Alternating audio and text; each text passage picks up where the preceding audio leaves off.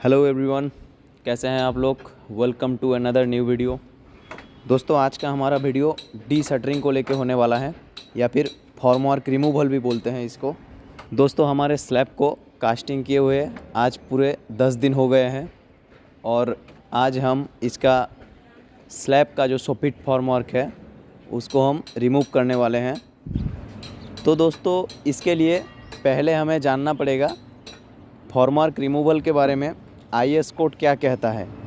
दोस्तों, according to IS code आप formwork को तब तक नहीं रिमूव कर सकते जब तक कि वो कंक्रीट अपना एक मिनिमम स्ट्रेंथ न अचीव कर ले, जिससे कि जो प्रेशर उस पर अप्लाई होगा फॉर्मवर्क रिमूवल के टाइम उसको वो काउंटर कर पाए। IS कोड के मुताबिक जो वर्टिकल फॉर्मवर्क है, कॉलम, स्लैब या बीम का, उसका फॉर्मवर्क रिमूवल टाइम है 16 to 24 आवर्स।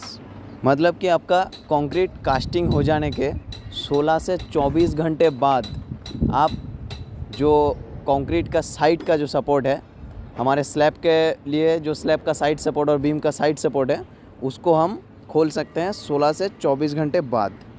सेकंड है स्लैब का सोफिट फॉर्मवर्क। मतलब स्लैब के नीचे जो हॉरिजॉन्टल पार्ट होता है फॉर्मवर्क का, वो उसका रिमूवल टाइम है 3 डेज़। लेकिन उसमें एक कंडीशन अप्लाई होता है कि आप फॉर्म रिमूव कर सकते हैं, लेकिन जो प्रॉप है उसका जो वर्टिकल सपोर्ट था उसको आपको इमीडिएटली फॉर्म रिमूव करने के बाद इमीडिएटली आपको फिर से फिक्स कर देना पड़ेगा। तो दोस्तों, अगर IS कोड में ही दिया हुआ है कि 3 दिन के बाद, कास्टिंग हो जाने के जस्ट 3 दिन बाद ही आप हॉरिजॉन्टल फॉर्मवर्क या फिर सोफिट फॉर्मवर्क जो स्लैब का है उसको आप हटा सकते हैं, तो हमने यहाँ पे क्यों नहीं हटाया 3 दिन के बाद। दोस्तों, हमने यहाँ पे हॉरिजॉन्टल फॉर्मवर्क नहीं हटाया है क्योंकि प्रॉप हटा के फिर हॉरिजॉन्टल फॉर्मवर्क खोल के उसके बाद फिर प्रॉप लगाने का जो काम है, ये ऐसा नहीं है कि चंद सेकंड में हो जाने वाला काम है। ये इसमें टाइम लगेगा क्योंकि हमारे यहाँ पे हमने यूज़ किया है लकड़ी। हमारे स्लैब का पूरा फॉर्मवर्क लकड़ी से ही बना हुआ है, तो उसको खोलने में अगर प्लाईवुड होता तो एक बार में एक पूरा हिस्सा खुल जाता, लेकिन लकड़ी में ऐसा नहीं है।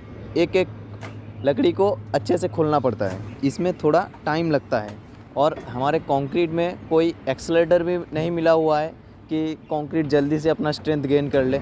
इसीलिए हमने कास्टिंग होने के 3 दिन बाद का जो टाइम है उसमें हॉरिजॉन्टल फॉर्मवर्क के साथ कोई भी छेड़छाड़ नहीं किया है। इसके बाद थर्ड में आता है बीम का सोफिट फॉर्मवर्क। मतलब बीम का जो निचला हिस्सा हॉरिजॉन्टल पार्ट है उसका फॉर्मवर्क। IS 456 के मुताबिक बीम का सोफिट फॉर्मवर्क भी हम कास्टिंग होने के 7 दिन बाद खोल सकते हैं, लेकिन इसमें भी सेम कंडीशन, स्लैब जैसा ही कंडीशन अप्लाई होता है कि फॉर्मवर्क खोलना है, उसके इमीडिएट बाद ही जो प्रॉप था, जो सपोर्ट था वर्टिकल सपोर्ट, उसको फिर से उसी जगह लगा देना है। नेक्स्ट आते हैं प्रॉप्स के रिमूवल टाइम में। जो प्रॉप्स हमारे स्लैब एरिया में लगे हुए हैं, स्लैब का जो पोर्शन है उसमें जो प्रॉप्स यूज़ हो रहे हैं उसका रिमूवल टाइम है 7 दिन। अगर आपका स्लैब का स्पैन 4.5 मीटर से कम हो या फिर 4.5 मीटर हो, और अगर आपका स्लैब का स्पैन 4.5 मीटर से ज़्यादा हो रहा है, उस टाइम में आपका जो प्रॉप रिमूवल का टाइम है वो 14 डेज है। और पांचवा है बीम पोर्शन में जो प्रॉप्स यूज़ हो रहे हैं उसका रिमूवल टाइम।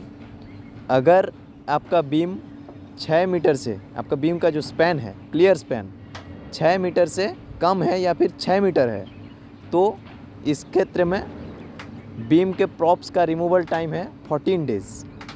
और अगर आपका बीम का क्लियर स्पैन 6 मीटर से ज़्यादा हो रहा है तो प्रॉप्स रिमूवल टाइम हो जाता है 21 डेज़।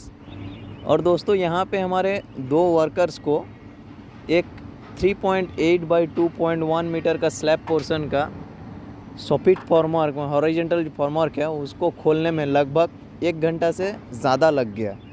तो अगर 3 दिन में इसको मैं खुलवाता तो 1 घंटा से ज़्यादा ये जो टाइम लगा है, इतना टाइम तक वो स्लैब का जो पोर्शन हम लोग खोल रहे हैं वो वाला बिना सपोर्ट के ही वहाँ खड़ा रहता है। तो दोस्तों 1 घंटा उस स्लैब को बिना सपोर्ट के रखने का कोई मतलब ही नहीं बनता है। तो इसीलिए अगर आप 3 दिन के बाद ही फॉर्मवर्क हटा रहे हैं तो आपको हाई स्किल्ड लेबर हायर करने पड़ेंगे जो इसमें एक्सपर्ट हो, झट से वो फॉर्मवर्क को खोल के फिर प्रॉप लगा सकते हैं उसमें। और अगर वो नहीं कर रहे हैं तो 4-5 दिन एक्स्ट्रा रहने देते, 1 हफ्ता 10 दिन बाद खोलेंगे। उसमें क्या है, देखिए घर एक ही बार बनाता है आदमी, कोई भी मिडिल क्लास आदमी एक ही बार घर बनाता है, तो उसमें उसका पैसा भी जाता है। तो 1 हफ्ता ज़्यादा अगर फॉर्मवर्क लगा रह गया तो इसमें क्या जाएगा।